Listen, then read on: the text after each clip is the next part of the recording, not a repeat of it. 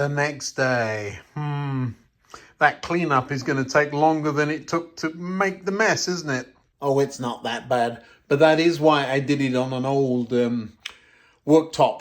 It does wash off. I got some wet rags with me, and we'll get that cleaned up in no time. Let me do that and I'll be right with you. A couple of things to show you. First of all, this is the water I was using, but can you see that layer in the bottom of plaster? That's what would happen if you flushed it down the sink. Clear layer of water at the top, but quite a thick layer of plaster at the bottom. So we don't want to do that. Even though you saw me working the plaster into the surface, we still got several places where it's quite nastily visible. You can solve that. You wet it up again and have another go. But why has it done that? Well, I was in a bit of a rush, wasn't I? Talking about Miss Evans and all that good stuff. Other things, the splash, you can clean that up. There we go. I've got a wet paintbrush, and you can just wet it. Now, you see the milkiness coming off the end of the paintbrush there. What will happen is that as this dries, it will dry. It'll look a bit like that there. It'll end up with a milky finish. You can scrape it off, but washing it off is the better option. But I'm not overly worried about it. I do want to maintain some of this natural looking green and just wait for a modeler to come by and visit and say, how did you get that effect? I said, well, it took me years. But what we're going to do is slap some brown paint on this and have another look. The paint will be relatively thick. It will fill in some of this stuff. Once we've got brown paint on it, we're then going to put glue on it and some scatter material. So I'm not overly concerned about it. But just to show you that that is what happens with that stuff. Now, a quick look around the back. You see this? This is where the plaster has run down the back. Why is that a problem, do you think? Well, do you see it's coming off on my finger? So that chalkiness, either paint over it or scrape it off, because that chalkiness will make that dust, it will get off there onto your track, and there is going to be track just down there for years to come. So make sure you are covering it up successfully. Now, by now, you know that I'm under no pretenses that I actually know what I'm doing. I'm just sharing some of my I learned the hard way experiences. So that's what I'm on. We're going to paint up some brown acrylic paint. It will be dry very quickly. I can probably put glue on it tonight and get some scatter where I want it. So let's get on with it. I thought I'd show you that scene.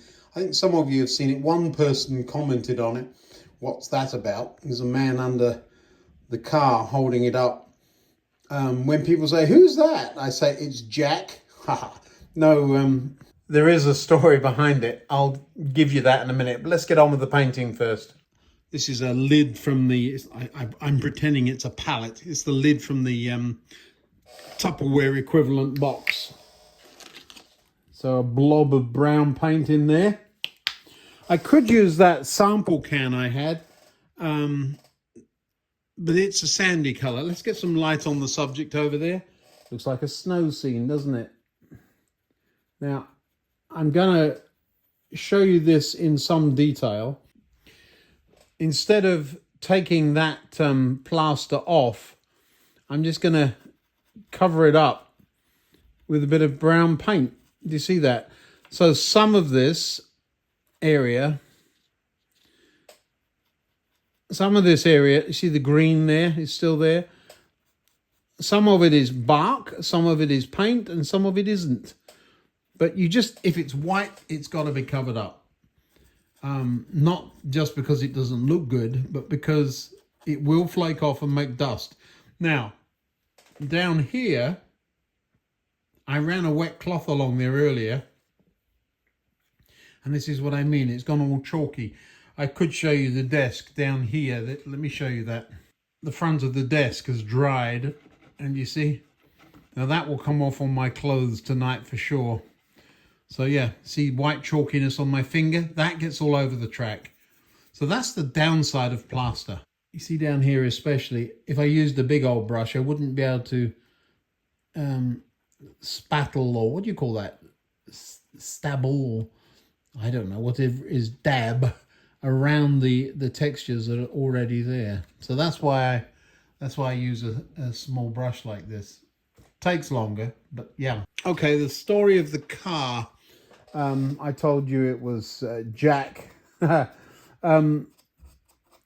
There was a school bully, and he would come after me. I mean, we were young kids, but he would come after me and thump me in the playground.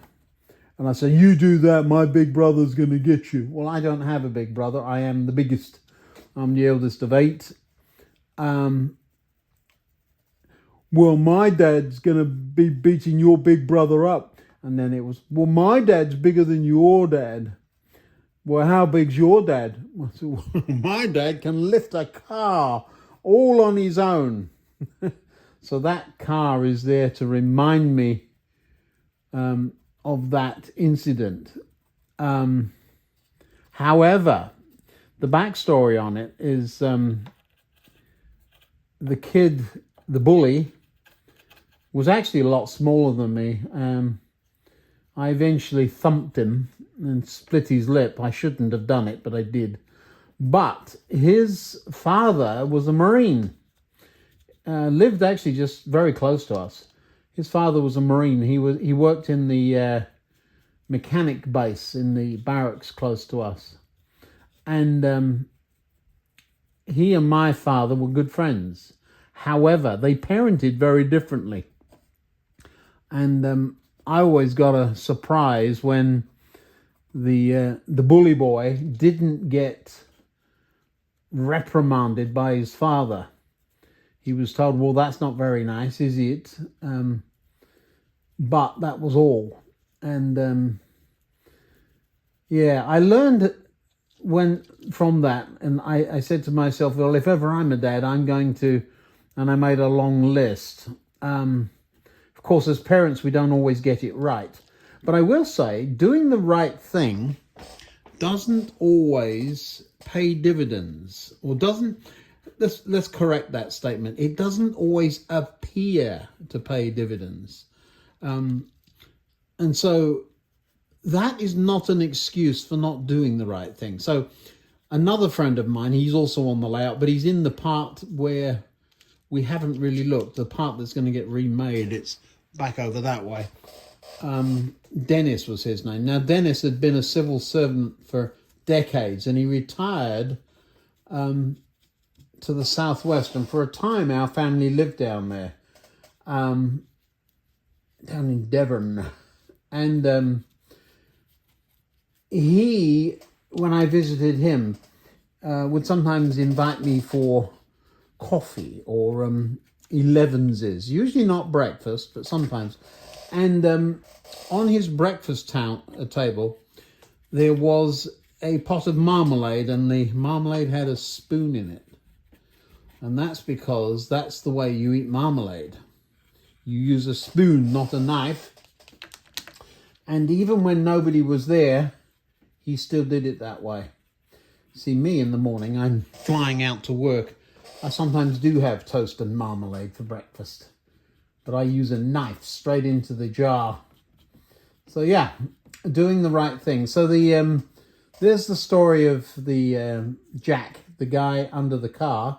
It's my dad, and it's to remind me to do the right thing in an indirect way. So there you are, another story for the day. Now, I can tell you these stories. I'm out of paint. I can tell you these stories ad infinitum. There's so many of them around the layout. So the layout is a little bit like backup memory from my brain, as it were. But yeah, if you want to hear the stories, that's the third one, or the third day in a row I've told one. Really, because this is not, I'm not convinced that me slathering paint all over a plaster bandage is very much interest to anybody. But watching the transformation, I suppose, might be fun. So yeah, if you want those stories, thumbs up and say yes please with the stories. There's plenty of them. Now, there's a couple of places I'm noticing that I don't like. There's one there where the bandage has done that. There's another thing here. There's a sharp corner where here I put something underneath it. Let me move you over so you can see that. So there I put something underneath it, but here there's this quite crisp corner. I'm not a fan of that. The jaggedness here I can live with. But yeah, you've really got to be careful. And in there's an interesting bit of, you might remember there was a bit of the bandage that had only webbing one way. Well, that's somehow ended up right there. And so there's strings of bandage that really didn't do anything. I should have just cut that piece out and thrown it away. But yeah, it'll all work. I'm not overly worried. Along the front, we probably will put some kind of brickage at some point, but not today. Once I've done a little more, I will lay it on its back and we'll be able to get in and make sure we're not missing anything. But really, this paint should dry. Look at my paintbrush. You ever seen as ridiculous a paintbrush? It's more like I don't know what it is. A blob on a stick. And if you put the paint on too thick, it won't dry, of course. It'll take forever. Let me do the rest of the big white bits. You don't need to see me do that. And I'll come back to you then. There's a big bit to do over here too, isn't there? Here's a question for you. What is umber and why is it always burnt? Yeah, you know what I'm talking about. Why can't they just call it baby poo brown or something so that we know what it is? Just saying. All right, so we're more or less there. What I'm going to do now is flip it on its back, because then we'll be able to see all the other bits of white that I've missed. And immediately there's quite a bit of it. You see this? So another huge advantage of being able to physically move this thing around and take it off the layout. So those bits here, you see this in there? All this starting at the bottom. The front, I'm just going to give it a quick coat. Most of that's going to get covered up, but just because it's going to be covered up doesn't mean you don't do it, especially when it's plaster, because that stuff, as I've already said a number of times, goes everywhere. Ask my trams, they'll tell you. The trams all got clogged up with the stuff. I used it in between rails as a filler to make the roadways, and here's a pro tip: don't do that.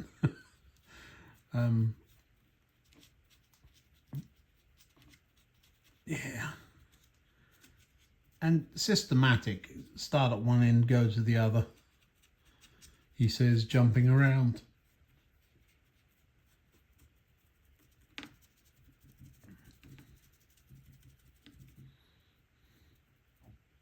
Good. So yeah, I'm just off down this this way again now. There's a goodly bit to do. It's interesting because, of course, Kent would have had chalk. Well, it does have chalk, so some of this would look right. But again, you can't leave exposed plaster near model trains. Just not a good idea. Right, let me get this pass done and I'll be back again. I will just say while I'm here, this whole realistic look, because it is real, I just painted over a bit of plaster there, but you see now the paint and the cork or the bark just work so well together. I'm I've never done anything on this scale before. I mean, I've used all of the materials here, but not in this combination and not like this. So this is really an experiment. So I like doing that so that you get to see things that you might like to try and we can learn from each other. I love that. So the theme of the story today is really a continuation of the Miss Evans story, isn't it? Doing the right thing sometimes doesn't get noticed. Dennis with his spoon in the marmalade, and my dad reprimanding me and my brothers and sisters anytime we were erring towards the bully boy end of the spectrum. And the school bully, although his parents were good friends of ours, he seemed to get a different set of rules to live by. So do the right thing even if it doesn't get recognized. How about that? Is that a good theme for the day? So why do we do it then? We do the right thing because it's the right thing. I wonder if a little spider is going to wake up in this wood in the middle of winter, come out and think, where on earth am I? Let's turn it around. All the way around. Oh yeah. I've got it on my jumper. That wasn't smart. What did I do with the wet cloth? There it is. Oh, ick. One of these days I shall start wearing gloves. So I'm trying to wipe some of the plaster off the back here. And if it won't come off, we're going to paint it. Now I'm actually waiting for the paint to dry, but I've already gathered some of my materials. And I got a bit bored and I was reading the paint label, and it said, please ensure surfaces are clean, dry, free from dust, debris and other loose particles. And I thought, yeah, well, we're painting bark. How's that working out for you? So what we're going to do now, I really do have to wait a few minutes for this paint to go off, but lots and lots of this stuff, you all know this stuff, and this is a real blend. Every time I do something like this, we gather up all the bits and bobs. Blended turf, earth blend, that'll work. It won't be a bright green. The clinical look isn't what I'm looking for. Static grass, I've never used it. It'll be interesting. One of these days I shall get into it, but this isn't a place for that, I don't believe. Tufts of grass maybe later, but the first thing is we need a surface. So anything facing up where sunlight would get it, we will put some of this on it, especially where there's plaster bandage. I can daub glue starting in the middle, because that's where I started with the paint. I can daub glue on quite ruthlessly. You have to be careful it doesn't run where you don't want it. That's the only thing. So a bit on top of there, bit on top of there. And this will mix with the paint, actually. I'm not worried about that, and will set. So if the paint is a bit tacky still, we will be fine. And then I really should put some newspaper down, because this does make a mess. But not going to. I'm going to rely on my wife keeping the dogs out of here tonight. We don't want them eating this stuff either. Looks like a chocolate milkshake, doesn't it?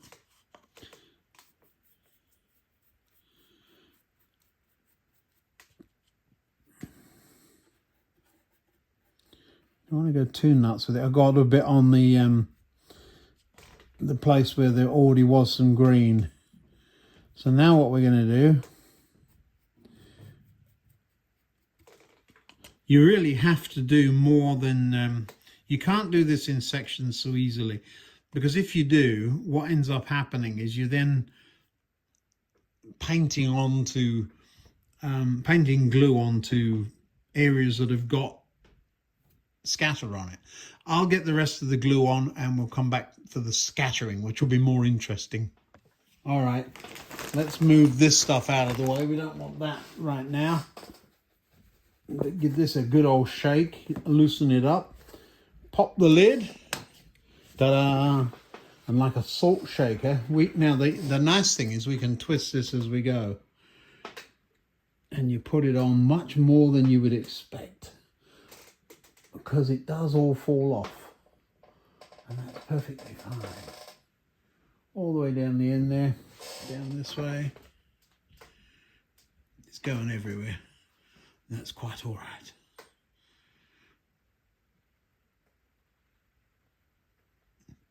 Now we can tip it on its back a little bit and sprinkle this down on the other bits I've painted down here. Some there.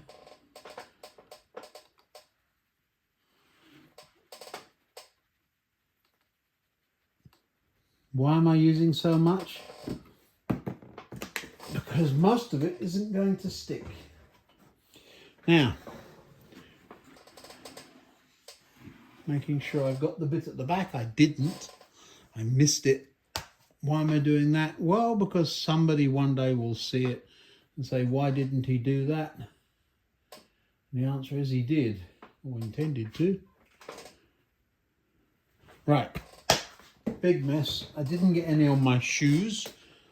But what we're going to do now is find the space we can just tap it and tap it and tap it again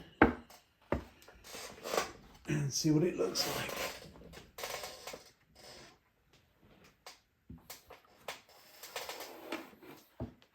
Not too bad. We will wait until it dries before we do much else, but I will go ahead and dump some of this greenery, very different color greenery. There we go. That's probably enough for now. Now, where are we going to put this? Well, this is going to grow everywhere there's a space. So in there with you, a little bit of in there-iness. We're going to shove it in with the back end of a paintbrush, which I didn't get out. Where's my, there it is, over there. That one. I used the back end of a paintbrush to push this in. So in there. Get in there with you.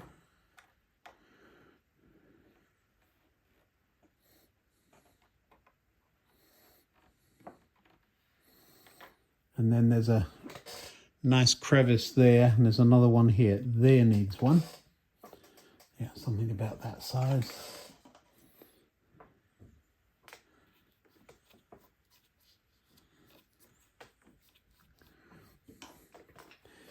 And then this in there with you.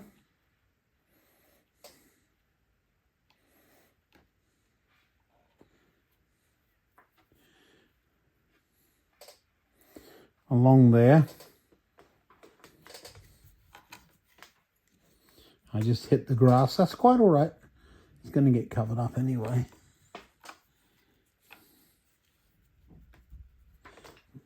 This piece, a nice long piece. No, something a bit longer. We'll maybe do it in two sections. So in there with you. In there behind.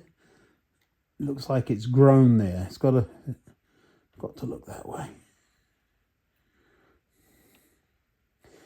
You'll see how we address that. We lay it on its back and then drizzle some more glue on. Didn't want to do that. That was naughty. It will dry, don't worry.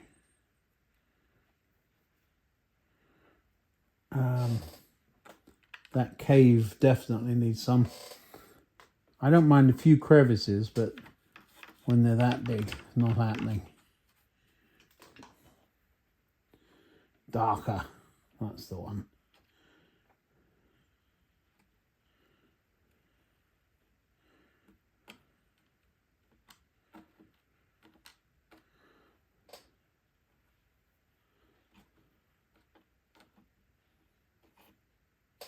Yep.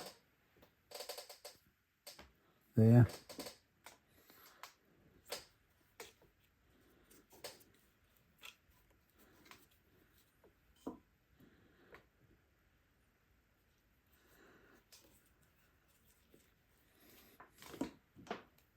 Lighter.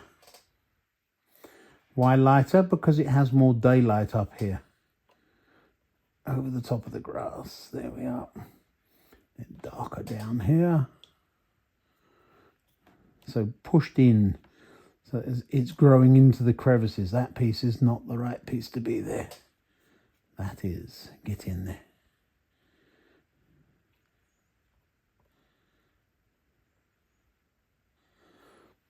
We'll sort that out in a minute. Put that over here. I'm just going to flip it on its back a little. Remember that we're going to see this way on, not from the top. And there. So actively tucking it in behind things. So it doesn't look like it's just been... There, do you see that one?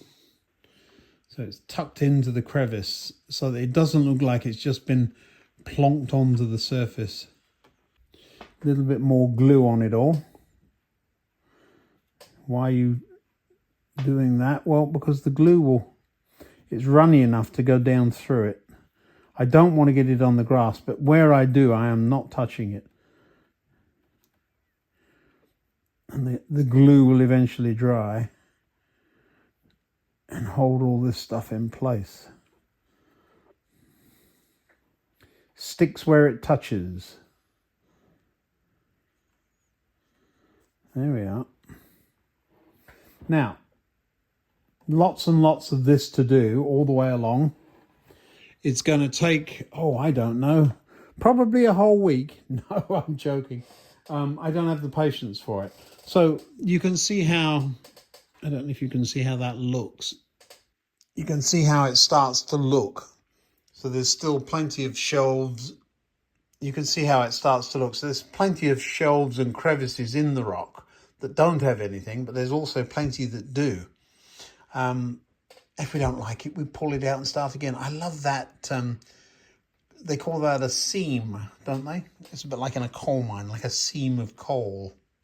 We've got some glue in there. Drop this on the top. That's what it would look like if we just dropped it on the top, which is what you so often see. But when you tuck it in like this, he says, you force it into the crevices. Get in there.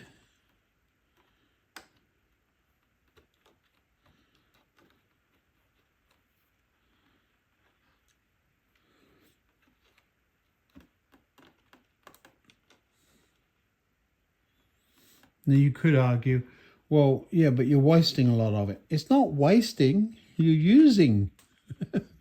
But it's in there amongst the crevices, and it looks like it's supposed to be there, like it actually grew there. You never know, it might actually. Nice big one there. Let's get, again, some glue in there. There's a balance, isn't there? There's a fine line between covering all of this lovely bark up and losing the look we've gone for.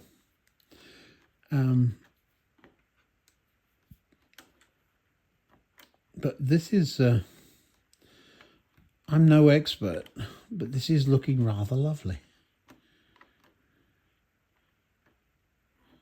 There we go, now pick it out, there we are. You see? I'm quite happy with that. We're going to put one in there. Slosh some glue around in there. It's dusty under there. That means that bark didn't get glue in the first place. So we're going to put got a bigger piece there. Let's tuck the back end of that in. Get in there. Go on, in you go.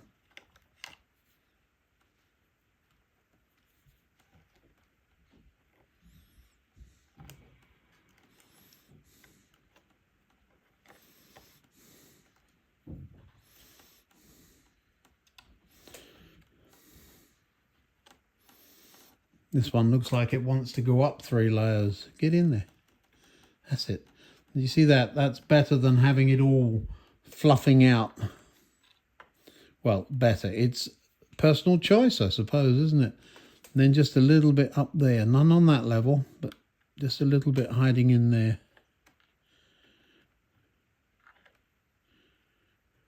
See that? Just that little bit. I feel like Blue Peter all over again. All right, we're going too far down the line there. There is a crazy crevice here. Another one there. I'm going to glue the two up at the same time. There is one where my thumb is over on the left. There's a big one here. There's one there I want something in, because I think I can get it around the back of that one. And then down here there's another big piece. So that there. Get in there, that's it, see? All the way at the back. Do you see that now? So it's in the back of the shelf, not sticking on the front of it. That's a particularly good one, I think. And then where's the other one? Oh, here, wasn't it? There. Right, in we go. Get in there. Probably could use a bigger stick or fatter stick. Fatter paintbrush, but this is working. Get in there like that. That's it. So you saw quite a bit of it disappeared into there, didn't it? Now we can pick it out again. Get it around that lump. Yeah, it really looks like it's a part of the rock and not just been stuck on. Do you see what I mean? I hope so, anyway. I shall probably hate it in about a week. No, I'm joking. We've made it together, people. Made it together. No trains at the minute running. I haven't got the power on. There was another power cut here today. I came home and some lights were on and some others were not. I thought, what is going on? And it's because of the computer went out again. Not the one for the train, but everything else. So the house has a certain amount of automation for lights, like we all do these days. And so I've still got to sort that out tonight. But yeah, for a country that is very much first world and into technology, I'm amazed at the number of power outages we have. It's just, I mean, it's not like we live in the boonies. I mean, we do live not in a main city. We live outside of Atlanta, but these stalky things I'm taking out. I'm trying to do it one-handed. Shove that in there. That's what you so often see on layouts, but when you tuck it in like this, even though it seems like you're using more than you need, you drag it along and get it in there.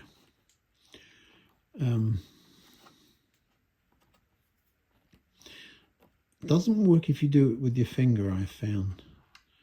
But it really looks like it's just bulging out of the crevices. Yeah, that doesn't work, but it does work when you push it in with a stick. Not sure why. And then we're going to douse it in glue. That'll all soak in. Oh, it's drinking it. That's interesting.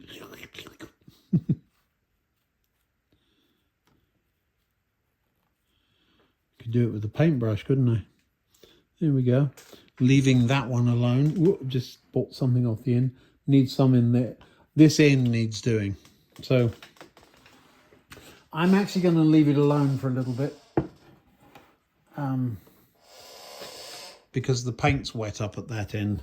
Let me get cleaned up a bit and I'll get it on the layout, and once the dust has settled, and we'll run a couple of trains. Now, is it finished? Well, of course it isn't finished. It's a railway. Do I see problems? Yeah, there's one right there to start with. That shouldn't be hanging off there. But does it look okay? It looks a lot better than it did when we started.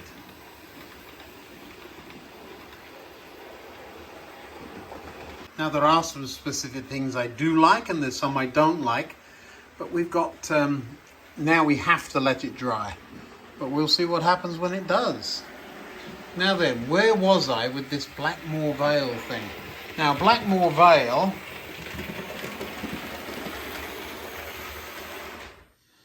you need to be parking when you get up here. Now, Blackmoor Gate was where, remember I told you about my friend, the civil servant? That's where his favourite place was, Blackmoor Gate. So Blackmoor Vale, this is a Devon reference. And Carmarthen, the other one of these, is equally Devonish, which is why they're called West Countries, I suppose. Now, some of the obvious fixes, I've got to cover up that threaded bar and somehow tie in that tunnel mouth. And the same thing at the other end.